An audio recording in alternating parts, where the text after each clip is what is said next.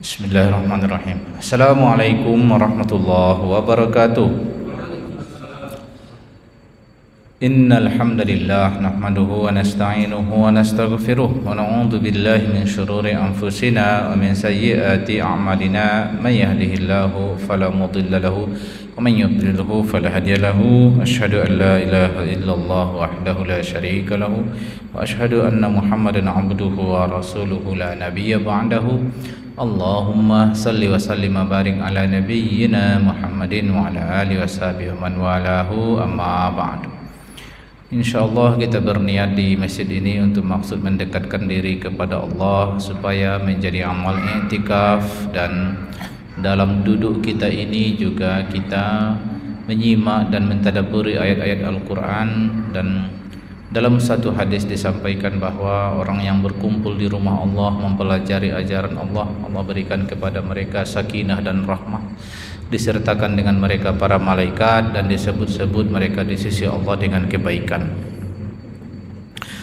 Kita dalam ahad kedua sekarang, kajian tadabbur ayat Al-Quran dari surah An-Nisa, melanjutkan kajian ayat bulan yang lalu, yaitu sudah kita bahas di bulan yang lalu ayat 48 tentang bahaya syirik.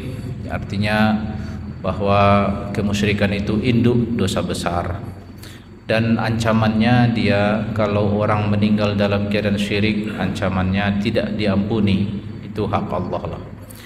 Kemudian di ayat berikutnya kita sekarang ayat 49 dan beberapa ayat setelahnya berpindah tema ayat, sindiran kepada orang-orang yang ahlul kitab, sindiran kepada ahlul kitab. Ayat itu, a'udzubillahi minasyaitonirrajim, bismillahirrahmanirrahim. Alam tara ilal ladzina yuzakkuna anfusahum walillahu yuzakki man yasha wa la yuzlamuna fatila. Unzur kaifa yaftaruna 'ala Allahil kadhiba wa kafa bihi itsman mubina. Alam tara ilal ladzina utu nasiban minal kitabi yu'minuna bil jibti wat taghuti wa yaquluna lil ladzina kafaru haula'i ahda minal ladzina amanu sabila. Ayat 49 ini Allah berkata kepada Nabi Muhammad, alam tara. Jadi tara itu fi'il mudhari, dhamir anta, lawan ke bicara ke lawan bicara tunggal. Jadi tidakkah engkau perhatikan, tidak engkau lihat. Itu tidak maksud melihat dengan mata saja, tapi karena kata ru'yah atau ra'ayara itu bisa melihat juga dengan pikiran. Artinya secara tidak langsung ayat ini mengatakan ke Nabi Muhammad, kau tahu kan? Artinya gitulah, sama aja. Jadi tidakkah engkau tahu, itu sama maknanya, kau tahu kan? Itu artinya Nabi tahu. Apa itu? Tentang orang-orang yang menganggap bersih diri mereka, yuzakku anfusahum. Jadi kata zakka yuzaki dengan tazakka yatazakka itu beda. Kalau zakka yuzaki dengan tazakka, kalau tazakka itu ada qad aflaha man tazakka, qad aflaha man zakkaha. Nah, ini dua makna yang ini. Kalau di sini sindiran ayat ini kepada orang yang mengklaim diri mereka bersih, bersih dalam makna kami nggak akan bakal dihukum Tuhan. Nah, di tafsir Jalalain contohnya dijelaskan oleh Imam Mahalli, dibilang di sini wahum al-yahud, yang disindir dalam ayat ini adalah al-yahud. Kenapa? Karena mereka bilang nahnu abnaullah wa ahibba'u. Di ayat lain kan memang disebut orang Yahudi itu mengklaim dalam keyakinan mereka, kami adalah anak-anak Tuhan dan kami kekasih Tuhan.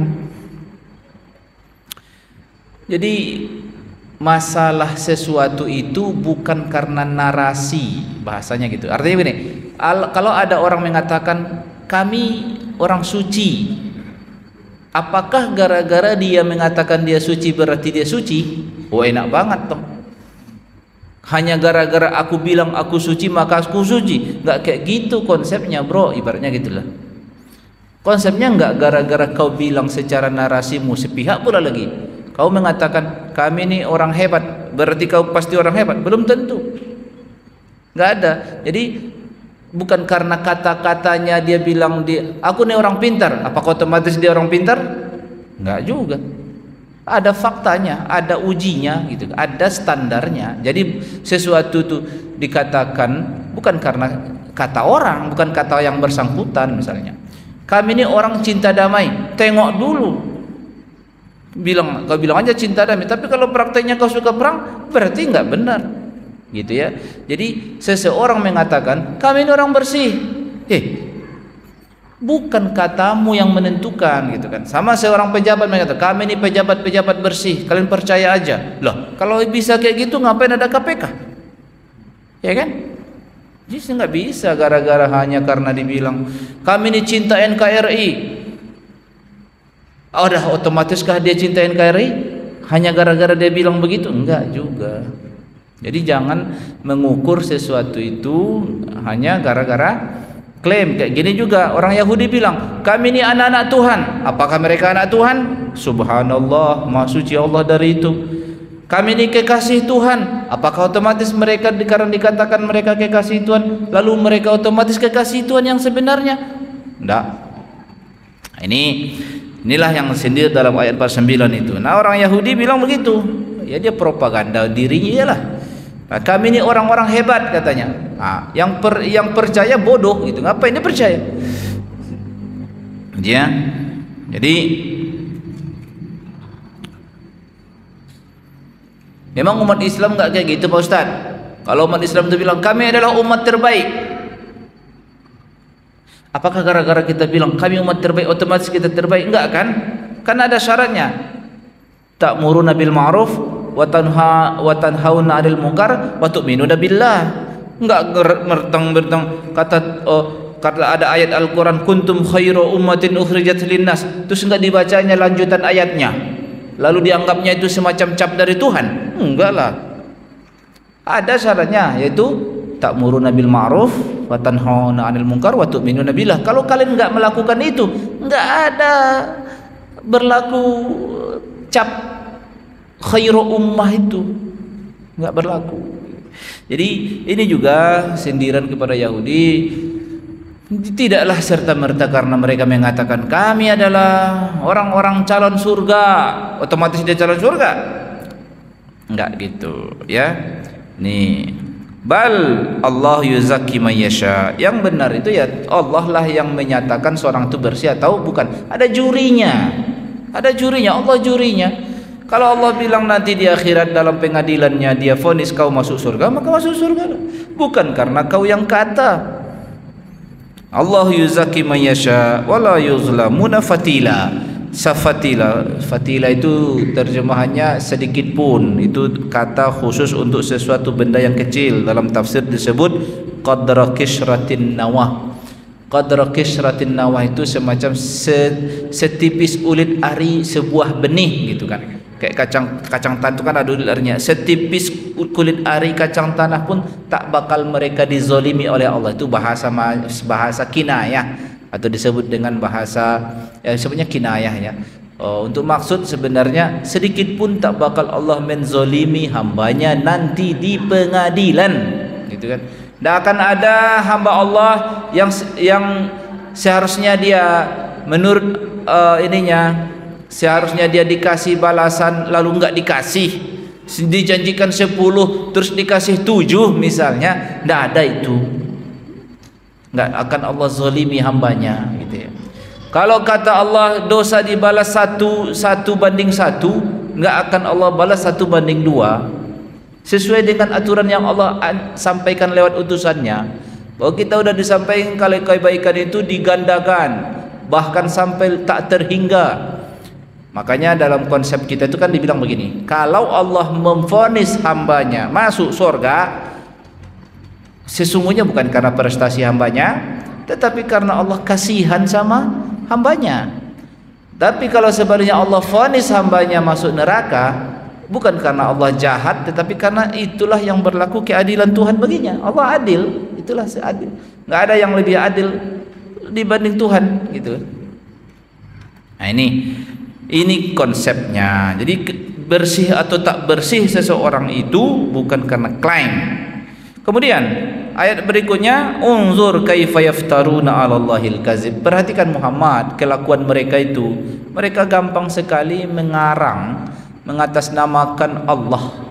Yang disebut yaftaruna 'alallahil kazib itu mengarang sesuatu, mereka bilang kata Tuhan, padahal tak ada kata Tuhan kayak gitu. Itu namanya mengarang atas nama Allah. Kalau bahasa kita sekarang, mencatut nama Tuhan untuk klaim dia. Jadi klaim sesuatu, kata Tuhan ini, enggak ada kata Tuhan kayak gitu. Ini yaftaruna 'alallahil kadzib wa kafa bihi itsman mubina. Orang yang mencatut nama Allah, mencatut kata Tuhan begini. Sebenarnya siapa yang mungkin dibodoh-bodohin oleh seorang mengatakan kata Tuhan begini? Siapa yang mungkin bisa dibodoh-bodohin kayak gitu? Orang yang tak tahu. Ya kan? Makanya pentingnya jangan jadi orang yang jadi muslim itu tahulah paling tidak ayat Al-Quran, tahulah dia hadis misalnya kan gitu, supaya jangan sampai nanti gampang orang dibodoh-bodohin sama pemuka agama. Kata Tuhan dalam ayat, padahal ada ayatnya. Kata hadis Nabi, enggak ada hadisnya. Nah, itu kan dosa besar itu. Di kita juga kalau mencatut nama Nabi Muhammad, jangankan nama Allah, nama Nabi Muhammad aja enggak boleh kita catut. Ingat, kita catut kata Nabi Muhammad, padahal tak ada Nabi Muhammad bilang kayak gitu. Itu sama artinya dia menyiapkan tempatnya di neraka. Ancamannya besar itu. Jangan, ya. Ini yang disindir di ayat 50 ini kelakuan Ahlul Kitab, khususnya Al-Yahud, ya, Al-Yahud. Memang Al-Yahud, tidak ada An-Nasrani yang disindir di sini. Kelakuan mereka lebih parah dalam hal mencatut nama Allah ini untuk klaim kebenaran gitu ya. Kesannya kebenaran, lalu bukan benar. Ayat 51, kelakuan orang Yahudi juga nih. Alam tara, tidakkah engkau perhatikan juga Muhammad, orang-orang yang diberi kitab itu, nasiban minal kitab, utu nasiban minal kitab. Mereka itu tahu kitab suci, Taurat maksudnya. Karena yang disindir juga masuk orang Yahudi di sini. Dalam tafsir disebutkan yang paling mengarah siapa yang disindir di sini adalah nazala fi Ka'ab bin Ashraf, seorang tokoh ulama lah kelasnya di Madinah ketika itu, di tokoh di komunitas Yahudi, ulama gitu kan. Ya, wa min ulama'il yahud gitu kan.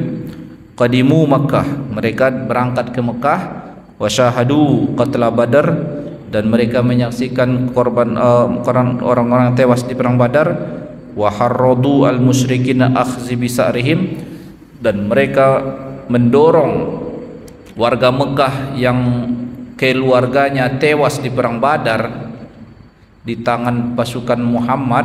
Jadi orang Yahudi itu datang ke Mekah, inilah mereka histori, wah, orang-orang kalian yang tewas di perang Badar bersama melawan Muhammad dan gerombolannya itu pasti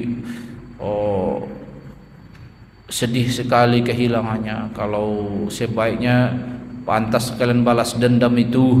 Jadi ibaratnya adalah peran provokasi juga dari Yahudi ini. Kok bisa begitu? Mereka memang nggak senang sama Nabi Muhammad. Jadi ini salah satu praktek kemunafikan itu kayak gini ya. Kemunafikan itu kenapa disebut kemunafikan? Sebenarnya kan warga Yahudi itu kan warga Madinah, terikat dalam perjanjian Fakta Madinah yang disebut dengan Sahifatul Madinah, atau yang biasa kita sebut dengan Piagam Madinah, yang mana isi perjanjian dalam Madinah itu adalah segenap atau seluruh warga Madinah adalah satu bangsa, ya, ummah wahidah. Itu pasal ayat 1 dalam perjanjian itu bunyinya. Dan seluruh warga Madinah itu awal-awal Nabi nyampe ke Madinah itu sudah disepakatilah, oke, kita ini semua seluruh warga yang tinggal di kota ini kita ikat satu. Kan nggak ada negara zaman itu, nggak ada raja, nggak ada penguasa, nggak ada kepala negara zaman itu, nggak ada. Tapi ikatan ini aja lah yang ada, konstitusi lah padanannya sekarang ya. Jadi ibaratnya zaman itu konstitusinya ya pasal 1 ayat 1 bunyinya warga Madinah adalah satu bangsa, itu bunyinya. Jadi kalau bahasa kita sekarang semacam nasionalisme gitu. Jadi tanpa memandang latar belakang keyakinannya, pasal 1 disebut di situ satu bangsa. Jadi turunan dari pasal ini, maka semua hak warga Madinah sama dan kewajibannya sama gitu. Nah, kalau ada musuh yang jahatin warga Madinah, maka semua jadi musuh bersama. Kayak fakta NATO gitu di Eropa gitu kan. Jadi begitulah ikatan perjanjian itu dibentuk awal-awal ke Madinah. Nah, Yahudi ini ikut dalam perjanjian. Mereka bukan di luar perjanjian, mereka ikut dalam perjanjian. Yang seharusnya sikap mereka kayak gini memprovokasi warga Mekah untuk balas dendam kepada Nabi Muhammad dan rombongannya, itu sikap menikam dalam rombongan gitu kan. Itu tidak setia dalam perjanjian gitu. Tapi mereka lakukan. Nah, ini dalam ayat ini Nabi Muhammad di warning lah dengan ayat ini. Kau perhatikan tuh Muhammad, orang-orang yang tadinya mereka bilang itu punya kitab, padahal Taurat itu kan ajaran Tuhan di dalamnya. Taurat itu ajaran Tuhan di dalamnya. Kan kita mengimani Taurat, bahwa Taurat itu ajaran Tuhan yang pernah diamalkan sampai 1500 tahun durasinya. Tidak kurang lama, 1500 tahun. Kita Al-Quran mengamalkan, umat pertama Al-Quran sampai kini baru terhitung 1400 tahun dengan hitungan kalender matahari ya. Kalau sekarang tahunnya 1446, itu kan versi bulan, versi putaran bulan. Kalau kita pakai versi matahari baru 1400-an, 1403 kayaknya. Baru segitu jumlah. Artinya Al-Quran beredar di tengah kaum muslimin itu sebagai panduan hidup baru segitu umurnya. Taurat lebih lama, sepeninggal Nabi Musa sampai Nabi Isa 1500 tahun. Kita imani Taurat itu ajaran Tuhan, dan itu sudah warga Yahudi ini yang di Madinah ini ya, mereka ngaji kitab Taurat itu, tahu mereka hukum-hukum, tahu mereka berkhianat itu nggak boleh, tahu mereka. Tapi gara-gara kalau bukan orang kita nggak apa-apa dikhianati. Nah, konsep semacam itu ada pula dalam kajian apa namanya, kayak ditoleransi gitu, nggak apa-apa gitu. Kalau yang dikhianati bukan orang kita, ya kita nggak dosa. Ini fatwa ulama masuknya begitu. Kita nggak boleh umat Islam kayak gitu ya. Kesetiaan, pengkhianatan nggak ada bedanya. Mau kau mengkhianati Muslim dan mengkhianati non Muslim, dosanya sama. Enggaklah lebih berat mengkhianati Muslim ketimbang dosa mengkhianati non Muslim. Nggak ada konsep itu dalam ajaran Nabi Muhammad ya. Ada, itu sifat universal, kesetiaan, kejujuran, ya kesetiaan dalam perjanjian apalagi. Nah, inilah. Ini orang Makkah ini, orang Yahudi Madinah ini yang diketuai sosok tokoh utamanya adalah Ka'ab bin Ashraf ini dan teman-temannya dari para tokoh-tokoh pemuka agama Yahudi di Madinah. Mereka berangkat ke Mekah, wa syahadu qatla Badar wa haradul musyrikin akhzi bisarihim. Mereka provokasi warga Mekah supaya balas dendam atas kematian korban-korban warga Mekah yang mati di perang Badar, wa muharabati an-nabi sallallahu alaihi wasallam, dan mereka provokasi warga Mekah supaya perangi aja Muhammad dan teman-temannya.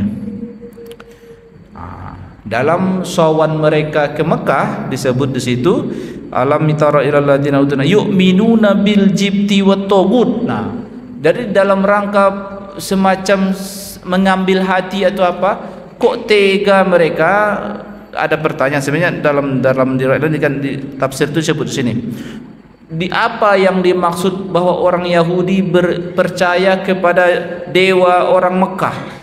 Dewa orang Mekah itu namanya Jibti dan Togut. Kok bisa? Dalam praktek apa? Padahal Yahudi itu anti berhala, anti segala hal yang sifatnya menuhankan selain Allah. Tapi kok demi gara-gara untuk negosiasi atau untuk mengambil kepentingan, rela ini para tokoh-tokoh pemuka agama ini mengakui. Ada pertanyaan Abu Sufyan di sini.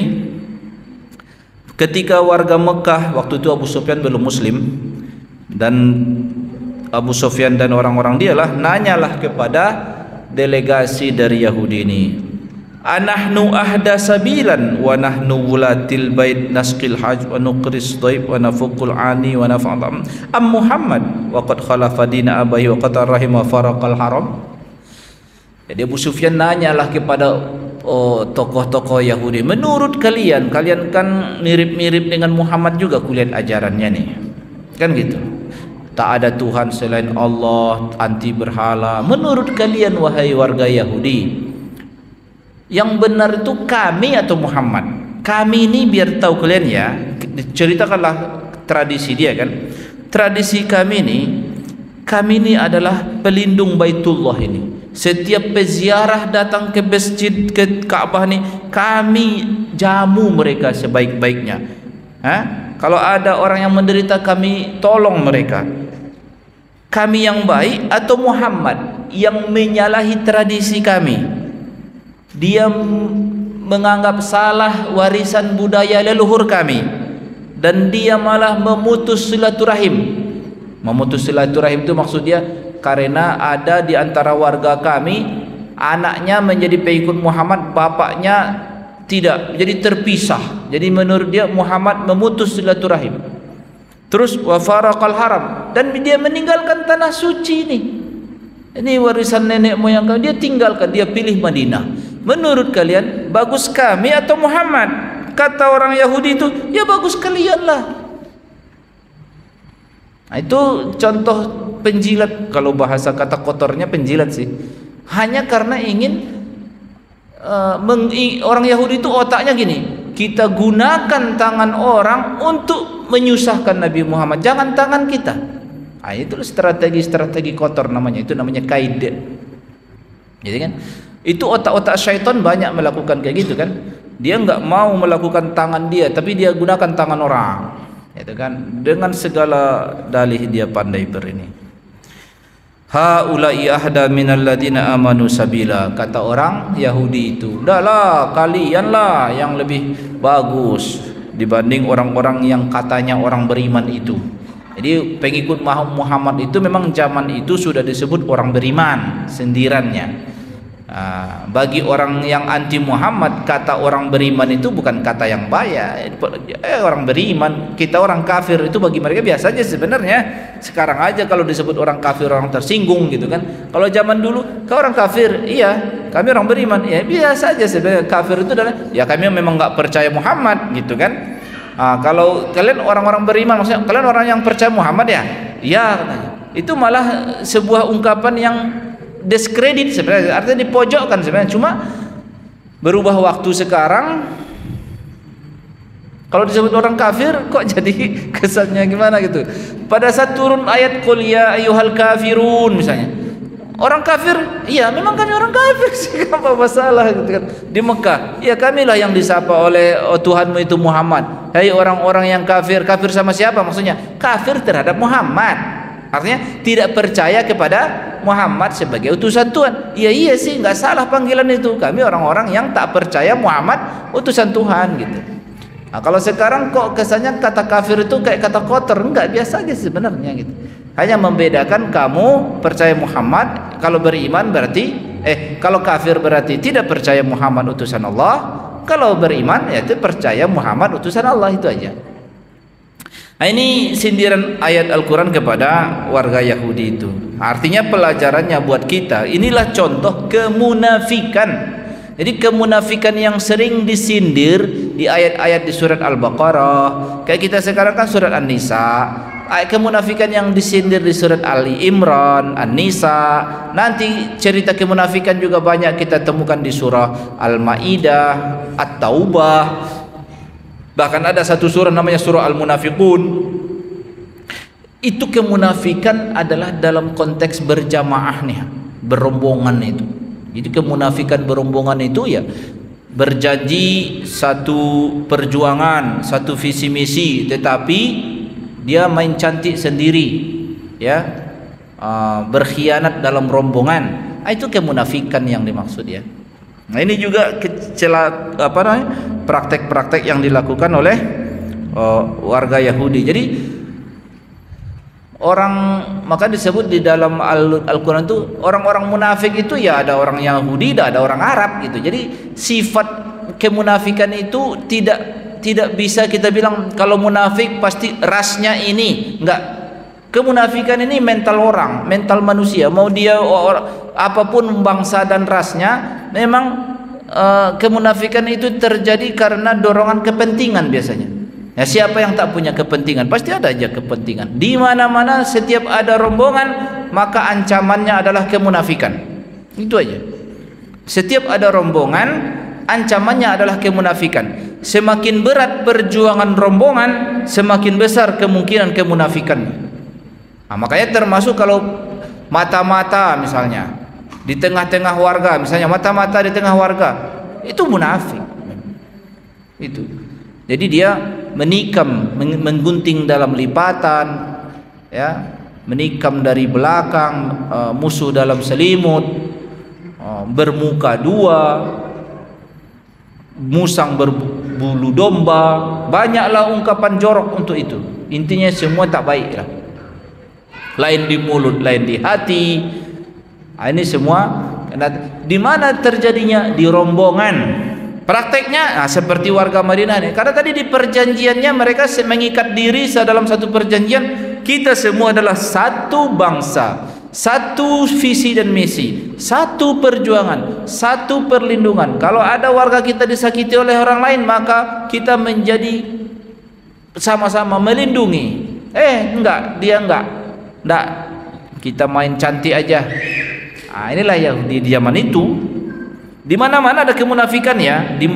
Mau di tengah, kalau di abad modern ini sama aja. Di skala negara ada kemunafikan, skala organisasi ada kemunafikan, skala partai ada kemunafikan. Ya, anggota-anggotanya banyak. Kita tonton kadang sikap-sikap. Apapun dalihnya, tapi Anda tidak setia aja, udah selesai. Udah. Jadi kemunafikan itu penyakit batin. Jadi bukan, nggak ada hubungannya. Kemunafikan itu tidak ada tercatat dalam DNA seseorang. Nggak ada, nggak bawaan ras dia, nggak bawa golongan darah dia. Kemunafikan itu penyakit batin, makanya obatnya pun batin juga.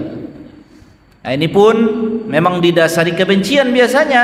Dia ngebenci sama Nabi Muhammad, tapi kalau melawan terang-terangan dia nggak mampu. Akhirnya main cantik lah. Dikiranya pintar kayak gitu, dikiranya jago padahal tercela.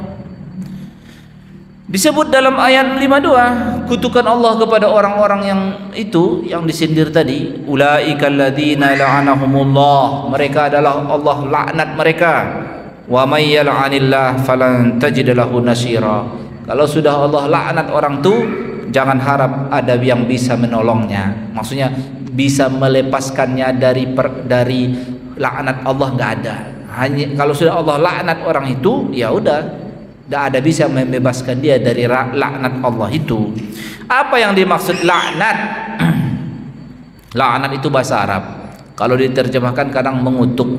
Tapi kalau persisnya gimana laknat itu? Laknat lawan dari kata rahmah.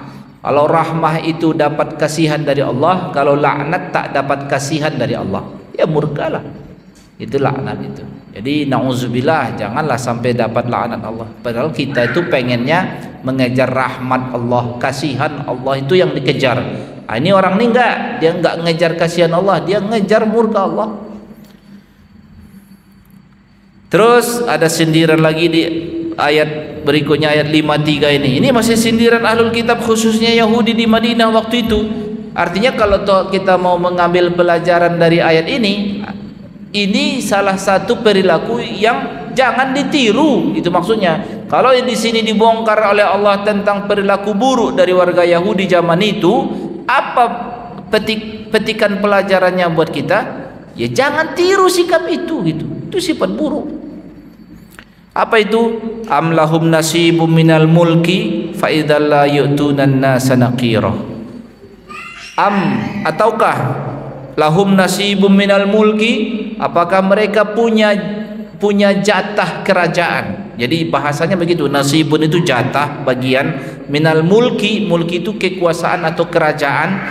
Faizan, kalau memang ada jatah mereka berkuasa, la yu'tunan nasa naqira, enggak bakal mereka mau berbagi dengan orang lain. Sindiran apa ini? Sindiran mental, perilaku yang melekat dalam doktrin ajaran Yahudi secara umum. Ajaran Yahudi itu menginikan, satu, mereka anak Tuhan. Dua, mereka kalau di tengah manusia beda dengan manusia yang lain. Kalau kami pilihan Tuhan, sementara yang lain hasil sortiran. Kalau kami ini pilihan Tuhan, kata mereka. Jadi klaim itu mereka ucapkan dan ditanamkan di setiap pribadi Yahudi.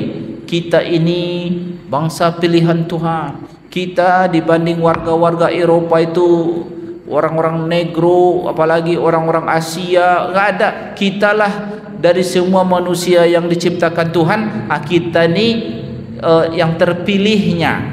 Itu ditanamkan di setiap warga Yahudi, setiap pengajiannya. Makanya egonya tinggi, ya, egonya tinggi, menganggap itu pilihan Tuhan. Kalau toh diciptakan surga itu untuk mereka, bukan untuk yang lain. Itu. Dan tak ada satupun kita ini bakal masuk neraka. Itu doktrinnya. Jadi karena sudah diklaim anak Tuhan. Jadi pikiran mereka menyikapi yang lain itu yang nggak berharga aja gitu. Sudah, yang nggak berharga aja. Kalau toh mereka menghargai, pasti karena ada kepentingan yang mau diambilnya, itu aja. Kalau nggak ada kepentingannya, udah sampah semua. Nggak ada gunanya manusia selain Yahudi itu. Dalam pikir Yahudi begitu. Umat Islam nggak boleh berpikir kayak gitu. Semua hamba Allah nih derajatnya sama sebagai hamba Allah. Kalau toh ada yang terbaik yang bertakwa di antara mereka. Bukan masalah karena DNA-nya, bukan karena masalah rasnya, apalagi golongan darahnya, warna kulitnya nggak menentukan. Itu ajaran Islam itu. Apapun bentuk kulit orang itu, mukanya jelek atau ganteng, nggak ada urusan di hadapan Allah. Itu semua ciptaan Allah, satu level semua sebagai hamba Allah. Kalau toh harus ada yang berbeda lebih baik, yang tidak ada yang tidak baik, itu faktor penentunya bukan masalah fisik, bukan masalah keturunan, tapi masalah ketakwaan. Itu ajaran kita. Itu ajaran kita. Kita nggak boleh membuat pembedaan kasta atas dasar bangsa, ras, nggak boleh. Nggak ada konsep itu dalam ajaran kita. Nah, Yahudi enggak, mereka kalau toh kata Tuhan untuk mereka, ya untuk mereka semua. Nah, ini isyarat kepada banyak sindiran sebenarnya konteks ayat 53 ini, seperti misalnya gini, tentang kenabian misalnya.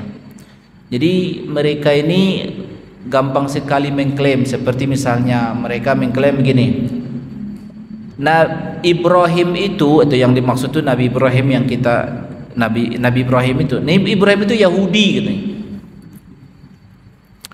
Itu diklaim dalam sebuah akidah mereka, pokoknya Ibrahim itu Yahudi. Al-Qur'an membantahnya dengan gimana ceritanya Yahudi itu Ibrahim. Nama Yahudi aja datang jauh setelah Nabi Ibrahim ada. Taurat aja datang jauh setelah Nabi Ibrahim wafat. Kok bisa kalian klaim Nabi Ibrahim itu Yahudi? Dari mana ceritanya? Taklah lebih, karena kata Yahudi itu bukan nama agama. Ya, Yahudi itu nama komunitas keturunan Yehuda dari salah satu putra Nabi Yakub. Kalau nama ajaran Allah dari dulu ya Al-Islam, tidak ada yang lain. Tentu kalau di bahasa Ibrani mungkin bukan Al-Islam, tapi ada nama yang pasti maknanya sama, yaitu agama berserah diri kepada Tuhan. Itu nama agama ini. Adapun Yahudi itu nama komunitas, yaitu dari keturunan putra Nabi Yakub bernama Yehuda. Yang dari 12 putra Nabi Yakub itu komunitas-komunitas yang meneruskan ajaran itu, yang tadinya disebut Banu Israel, akhirnya memperkecil istilah, mempersempit nama ke Al-Yahud. Jadi Al-Yahud itu mulai populer sebelum Nabi Isa lahir. Jadi di komunitas sebelum kedatangan Nabi Isa muncullah istilah baru, komunitas di Palestina waktu itu namanya Al-Yahud. Itu kan? Nah, di tengah-tengah mereka inilah Nabi Isa lahir juga dari keluarga Yahudi. Nabi Isa itu juga ya, keturunan. Jadi keluarga besar ya, atau komunitas Yahudi itu termasuk ya Nabi Zakaria, Nabi Yahya, dan terakhir Nabi Isa. Keluarga Ali Imran itu ya Yahud. Yahud di masa itu bukan nama agama, itu nama komunitas, yaitu pembeda mereka dengan warga-warga lain yang tidak ikut ajaran warisan Nabi Ibrahim, dan pembeda mereka dari warga-warga lain seperti warga Romawi yang menjajah negeri Palestina ketika itu. Ini Yahud. Nah, lama-kelamaan terus dipakai kata al-Yahud itu sampai sekarang. Jadi lebih, apakah Yahud itu perwakilan dari 12 kabilah? Sudah tidak lagi. Enggak ada 12 kabilah lagi, udah punah banyak. Jadi mungkin saja sebenarnya warga asli penduduk Palestina, warga asli penduduk Yordania, warga asli penduduk Lebanon, warga asli penduduk sebagian wilayah di Syria, itu bisa jadi keturunan Nabi Yakub yang tidak lagi mengatasnamakan mereka sebagai Bani Israel karena mereka masuk Islam gitu. Tapi kalau seandainya ditelusuri genetiknya, ya mereka nggak kemana-mana, memang di situ dari dulu. Karena keturunan Nabi Yakub 12 kabilah dari 12 putra Nabi Yakub. Memang di situ mereka berpencar, beranak pinak, terbagi menjadi 12 kawasan.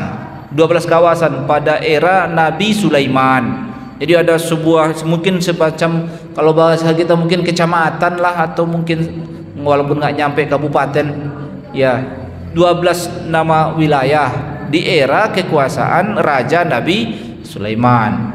Tapi udah lama itu 1000 tahun lebih sebelum Nabi Isa. Akhirnya pecah warga negara kerajaan Nabi Sulaiman ini, hilanglah identitas. Jadi identitas yang bertahan sampai sekarang cuma satu kata saja, al-Yahud saja. Sementara orang Yahudi sendiri yang ada ini pun sekarang mereka ada yang mengklaim, ada yang ori, ada yang enggak.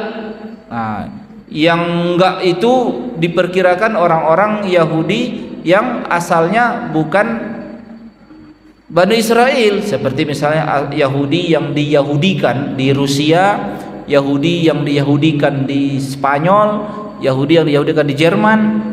Nah, jadi udah bercampur mereka juga, sehingga saking mereka penasaran mana yang ori nih. Penting betul bagi orang Yahudi itu urusan apa nih? Urusan ras nih, urusan DNA nih. Sampai mereka mengembangkan namanya teori tentang penelusuran DNA itu. Itu orang Yahudi yang mempeloporinya karena kepentingan mereka asalnya. Kita nggak penting, ya. Apapun DNA-mu nggak menentukanmu masuk surga atau masuk neraka di situ. Tapi bagi mereka penting kayaknya. Sampai mereka kembangkan penelitian itu. Sampai mereka mengeliminasi sebagian orang. Kau Yahudi, tes DNA dulu. Kalau nggak matching, kau bukan Yahudi, gitu. Nah, itu di Amerika itu dikembangkan tes DNA itu. Belakangan ada orang yang kecenderungan mau tes DNA pula di Indonesia nih. Nah, ngikut ala-ala Yahudi dia. Apa pula pentingnya? Terus ini Yahudi ya, salah satu karakter mereka melekat karena sudah diajarkan secara turun-temurun begitu. Kemudian ayat berikutnya, am yahsudunan nas ala ma atahumullah. Apakah mereka itu hasad, dengki, iri kepada orang? Siapa yang dimaksud orang di sini? Di dalam tafsir Jalalain disebut an-Nabi sallallahu alaihi wasallam. Jadi pangkal kebencian warga Yahudi kepada Nabi Muhammad kesombongan karena merasa ras mereka lebih unggul ketimbang ras Arab. Nggak mungkin lah ras Yahudi menjadi follower bagi utusan Tuhan yang dari ras Arab. Gengsi lah, bahasa gampangnya gitu. Jadi kesombongan itulah yang menghalangi mereka untuk menolak kenabian Nabi Muhammad. Bukan karena ajarannya mirip sama ajaran yang mereka amalkan selama ini, nggak ada masalah gitu. Hanya karena gengsi itu aja. Terus apa lagi? Sebut di sini mereka dengki terhadap manusia. Manusia itu ditafsirkan di sini an-Nabi sallallahu alaihi wasallam ala ma atahumullah min fadli, karena Allah berikan karunia kepada Muhammad sebagai nabi, bukan ke Bani Israel. Ya, minan nubuwati wa kasratin nisa'i ayatamannawna zawalahu anhu wa yaquluna law kana nabiyyan lashtaghala 'ala nisa. Lalu mereka berkomentar, kata tafsir Jalalain di sini, salah satu yang dikomentari oleh orang Yahudi itu, dia itu bukan nabi. Kalau dia nabi seharusnya istrinya enggak banyak. Lupa dia Nabi Yakub istrinya banyak. Lupa dia kalau Nabi Sulaiman istrinya hampir 100. Jadi pas kegiliran grup dia enggak lihat konsep itu. Pas karena benci sama orang dieliminasinya. Itu karena ini aja, karena kebencian. Jadi kalau sudah kebencian yang menjadi imam di hati seseorang itu pasti banyak yang enggak logis gitu. Kontra paradoks kontraproduktif cara berfikirnya pun. Komentarnya pun enggak matching udah. Terus faqad ataina ala Ibrahim. Kalau mereka soal dengki kepada Nabi Muhammad, Nabi Ibrahim dulu kan, Nabi Ibrahim kan bukan Yahudi, dia masih di atasnya.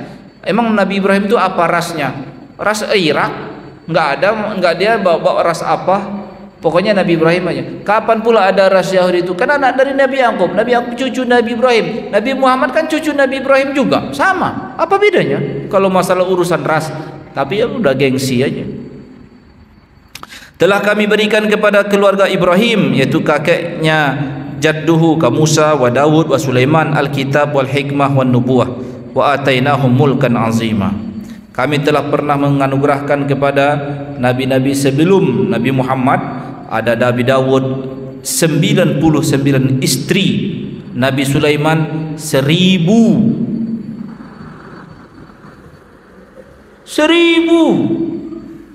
Pas Nabi Muhammad istrinya 9, mana ada Nabi istri 9? Enggak Nabi itu. Loh, dulu Nabi yang kalian banggakan David 99, hampir kurang satu lagi. Itu begitu tafsirnya. Kana li Daud 99 imra'ah wa li Sulaiman alfa ma baina hurrah wa sariyah. Artinya ada yang merdeka, ada yang milkul yamin. Itu. Faminhum man amana bihi wa minhum man sadda anhu. Di antara orang-orang ahlul kitab yang disindir di ayat tadi, warga Madinah tadi yang Yahudi, ada yang percaya kepada Nabi Muhammad seperti Abdullah bin Salam, dia ulama juga, ya, diperhitungkan juga keulamaannya di tengah warga Yahudi, dan dia rendah hati, dia lihat fakta-fakta Nabi Muhammad itu, dia menjadi follower Nabi Muhammad. Ya memang dia dikucilkan akhirnya dari komunitas Yahudi, tapi ada yang beriman gitu. Enggak semuanya anti, ada yang beriman. Faminhum man amana bihi wa minhum man sadda anhu. Ada juga yang melawan Nabi Muhammad.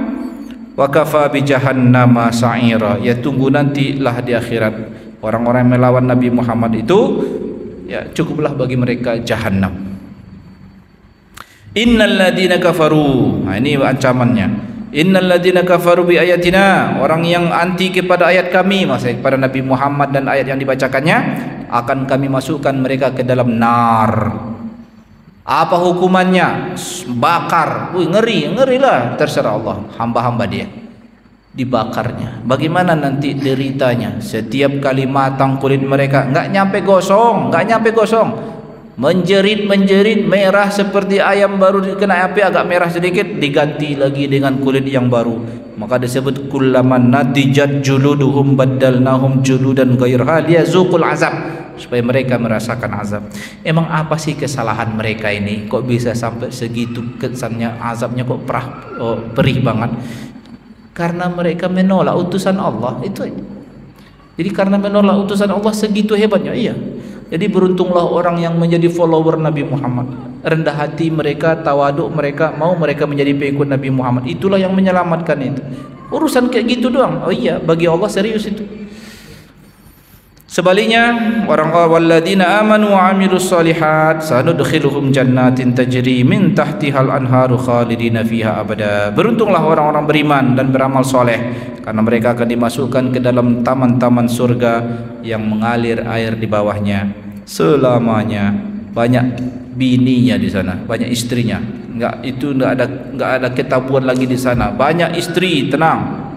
Itu nikmat. Enggak ada lagi cap-cap apa selagi yang buruk-buruk. Kalau di dunia ya dibatasi 4 doang bolehnya. Itu pun kalau boleh istri yang pertama. Kalau enggak azab nanti. Azab dunia nanti. Itu balasan Allah di akhirat bagi orang-orang yang beriman. Kita masih ada waktu 2 menit lagi menjelang waktu. Ada yang mau ditanyakan?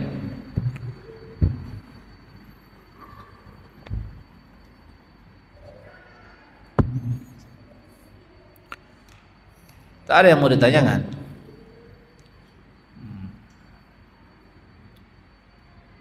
Banyak mungkin yang bisa ditanyakan, tapi ya takut ustadznya nggak bisa jawab. Ya udahlah, nggak apa-apa. Intinya ayat-ayat kita ini sindiran bagi warga orang Yahudi. Banyak sekali sindiran-sindiran orang Yahudi. Hikmahnya buat kita, orang Yahudi nggak baca ayat ini ya, nggak penting buat mereka. Tapi apapun yang disampaikan dalam Al-Quran ini pelajaran buat orang yang beriman kepadanya. Tidak bakal menjadi pelajaran bagi orang yang anti kepadanya. Jadi pelajarannya apa? Jangan tiru orang Yahudi. Makanya wajar saja kalau misalnya dasar Yahudi, nah, itu berarti apa? Itu sudah menjadi sunnatullah sampai hari kiamat, bahwa Yahudi menjadi kata yang buruk di dunia. Bukan hanya orang kita saja, orang Kristen juga begitu, dasar Yahudi gitu. Jadi terkutuklah mereka sepanjang hayat. Itu pula nasib mereka ini, terkutuk mereka sepanjang hayat. Jadi jangan dikira di Amerika mereka nggak dikutuk masyarakat, banyak mengutuk Yahudi, dasar Yahudi. Gitu ya. Kalau disebut Yahudi, jadi mulai orang berpikir aneh nih orang. Karena apa? Itu tadi rasis ya. Jadi penyakit rasis. Rasis itu ya menganggap yang lain itu nggak berharga gitu. Buktinya sekarang Palestina itulah ya. Palestina menjadi korban kejahatan mereka. Ya, nauzubillah min zalik. Kita doain supaya warga Palestina selalu dikuatkan oleh Allah dalam kesabaran, berjuang, dikasihkan oleh Allah mukjizat-mukjizat. Kita nggak tahu perubahan-perubahan belakangan ini. Tadi pagi atau tadi malam Suriah itu nggak diperkirakan, itu nggak diperkirakan 15 tahun para revolusioner itu berjuang, itu nggak mempan, tapi kok bisa hanya 15 hari selesai belakangan. Pergerakan itu hanya 15 hari terhitung, kok selesai sekejap gitu. Nah, tapi bukan karena tak ada sebab, ada sebabnya. Sunnatullah berlaku, ekonomi rusak, negara tidak bisa membayar gaji-gaji pegawainya, tentaranya membelot. Ya udah, kesempatan, lari Presiden Bashar al-Assadnya, belum tahu kemana dia pergi, pokoknya ditinggalkannya ya. Mendadak pagi tadi gitu ya. Jadi sekarang ya kita berdoalah saudara kita di Suriah itu aman, karena ketika tidak ada pemimpin itu dikhawatirkan rusuh, saling karena nggak ada yang menjaga, pasti jarah menjarah terjadi. Nauzubillah. Itu kita doain supaya aman, supaya mereka dapat kepemimpinan yang baik. Mudah-mudahan kepemimpinan yang baru nanti punya, enggak tahu, mungkin lewat mereka jugalah warga Palestina nanti akan terbantu. Itu ada harapan kita. Kita tunggulah, wait and see kita nih apa yang terjadi nanti di sana. Subhanakallahumma bihamdika asyhadu an la ilaha illa anta astaghfiruka wa atubu ilaik. Assalamualaikum warahmatullahi wabarakatuh.